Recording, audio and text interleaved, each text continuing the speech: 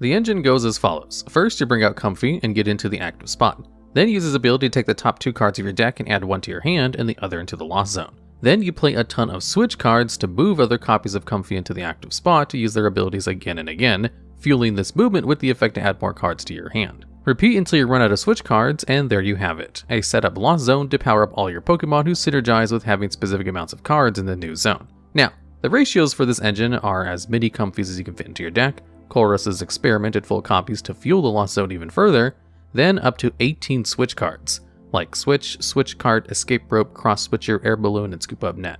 Now that we've gone over the engine and the ratios, let's go over what all of these cards do in more detail. The Lost Zone was recently introduced into the Pokemon trading card game in the Sword and Shield Lost Origins expansion, and featured a wide variety of cards that interact with the mechanic.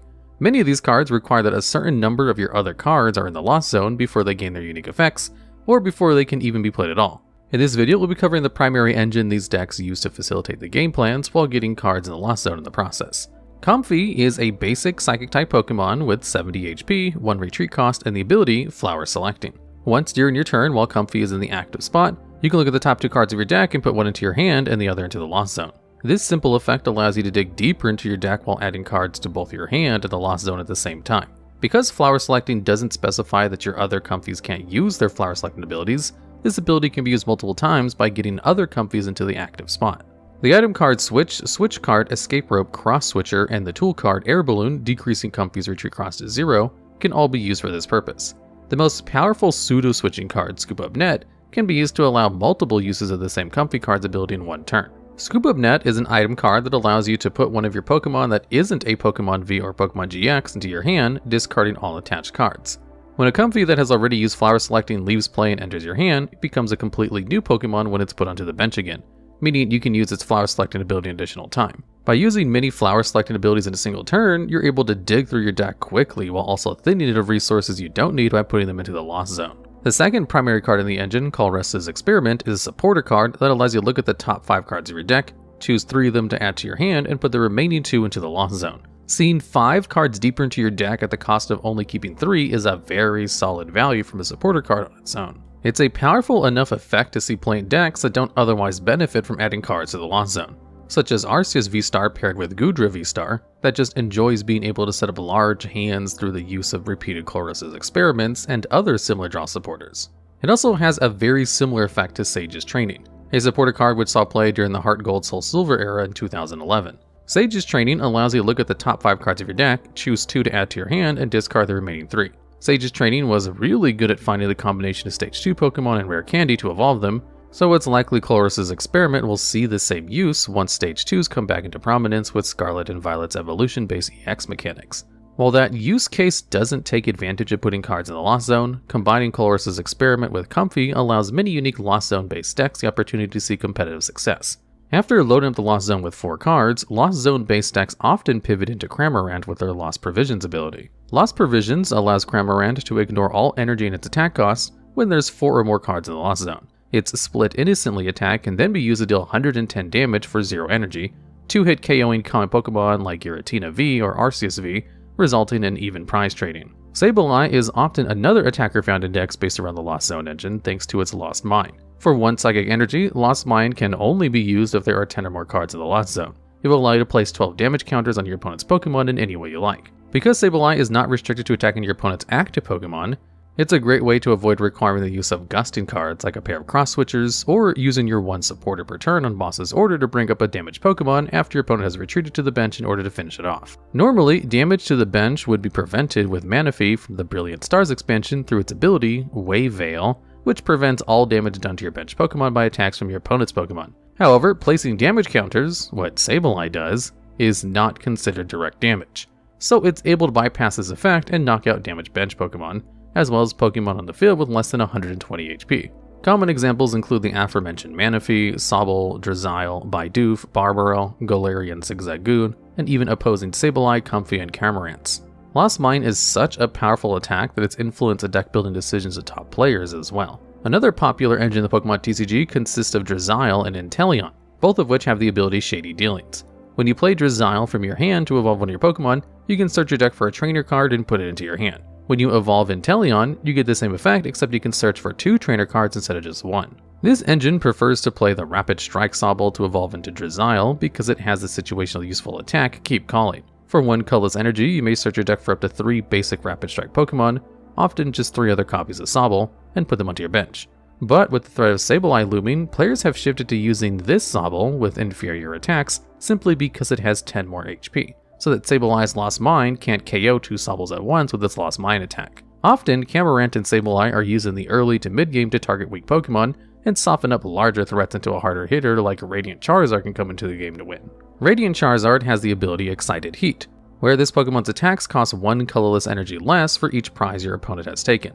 After your opponent has taken 4 prizes, Charizard can use its Combustion Blast attack for only a single fire energy, dealing a massive 250 damage, while preventing Radiant Charizard from using Combustion Blast again the following turn. Note that this effect is reset when Radiant Charizard enters the bench, or the discard pile, where it will commonly end up as most of the time Radiant Charizard will be knocked out as your opponent takes their 5th prize card. Radiant Charizard can then be recycled by the item Ordinary Rod, or the supporter card Clara in order to find the final Combustion Blast to take a KO to win the game. Normally, these variants don't take advantage of the item Mirage Gate, but other toolbox versions of the Lost Mine deck have adopted this card along with extra attackers to supplement their strategy and outright auto-win certain matchups.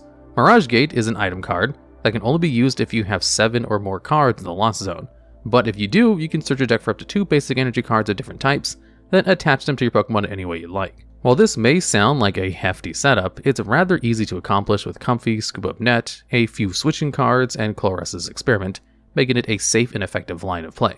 Mirage Gate, importantly, has the distinction that you can attach the energy to any Pokemon any way you'd like, enabling many other attackers such as Regigigas to counter Mew and Kyurem decks, one-hit KOing their VMAX forms with the help of Choice Belt, as its attack Gigaton Break for 5 colorless energy can do 150 damage, but does an additional 150 damage if you're attacking a VMAX Pokemon. Ice-Q can be used to help counter dedicated Regigigas decks, as they play no non-basic Pokemon with the attack Block Face.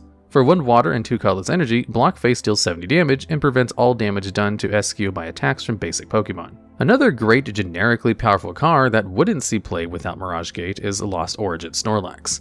This card has the ability Unfazed Fat, which prevents all effects of attacks from your opponent's Pokemon done to Snorlax, and an attack called Thumping Snore for 3 colorless energy. It does 180 damage and puts Snorlax to sleep, making it unable to wake up unless 2 coins are flipped heads during the Pokemon checkup. The phase in between each player's turns where status ailments like poison and burn damage would apply. The other path of using the multi-prize Giratina V and V-Star has shown to have just as much staying power as the toolbox decks. Giratina V has 2 attacks, the first being Abyss Seek, which for 1 colorless energy can look at the top 4 cards of your deck and put 2 of them into your hand, then put the other 2 cards into the Lost Zone. This is a great setup attack for going second, as you're unable to attack going first, but isn't too useful when you're able to go first as you're likely evolving into Giratina V-Star in the following turn. The other attack, Shred, for 1 Grass, 1 Psychic, and 1 Colorless, does 160 damage and is unaffected by any effects of your opponent's active Pokemon. Shred has been seen on many different Pokemon throughout the years with this effect, and is currently very useful in taking care of Brilliant Star's Miltank, as the ability Miracle Body prevents all damage done to it by Pokemon V. Giratina V-Star has 2 attacks, 1 regular and 1 V-Star power.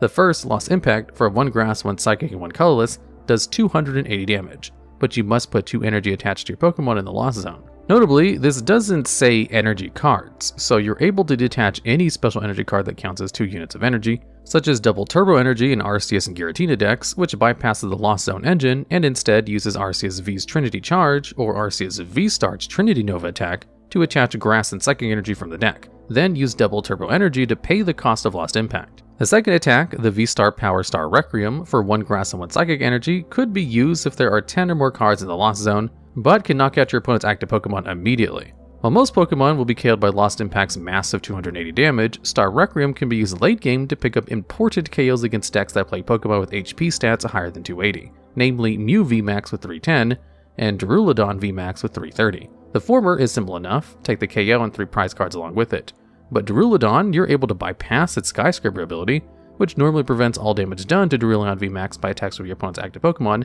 that have special energy attached. So if you have a capture energy attached for the colorless energy requirement of Lost Impact, you can use Star Requiem to get through Duraludon without doing any damage and knocking it out directly. Mirage Gate also sees play alongside Giratina as a way to accelerate the Grass and Psychic type energy needed to fuel all of its attacks, making it a very important card in most builds using this engine. And there you have it, the important cards of the Lost Zone engine and the ways they can be used in applicable decks. If you know of any other engines I should explain in future videos just like this one, I'd love to hear about them down in the comments.